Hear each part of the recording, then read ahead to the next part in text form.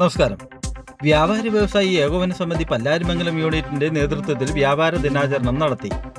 അകാലത്തിൽ ഗൃഹനാഥൻ മരണപ്പെട്ട നിർധനരായ കുടുംബത്തിന് വീട് നിർമ്മാണത്തിനുള്ള തുക കൈമാറിക്കൊണ്ടാണ് വ്യാപാരി വ്യവസായി ഏകോപന സമിതി പല്ലാരിമംഗലം യൂണിറ്റിന്റെ നേതൃത്വത്തിൽ വ്യാപാര ദിനാചരണം നടത്തിയത്. അടിവാട് സ്വദേശിയായ ഷാനവാസ് എന്ന യുവാവ് കഴിഞ്ഞ മാസമാണ് മഞ്ഞപ്പിത്തം പിടിപെട്ട് ചികിത്സയിരിക്കെ മരണപ്പെട്ടത്. വാടക വീട്ടിൽ കഴിഞ്ഞിരുന്ന ഇദ്ദേഹത്തിന് ഭാര്യയും പറക്കുമുറ്റാത്ത 2 കുട്ടികളുമുണ്ട്.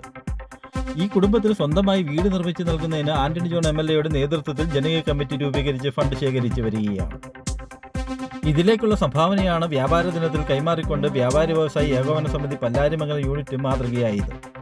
വ്യാപാര ദിനാചരണത്തിന്റെ ഭാഗമായി അടിവാട് ടൗണിൽ യൂണിറ്റ് പ്രസിഡന്റ് MM അലിയാറിന്റെ അധ്യക്ഷതയിൽ കൂടിയ യോഗം രക്ഷാധികാരി KM ബാബുക്കുട്ടി ഹാജി പതാക ഉയർത്തി.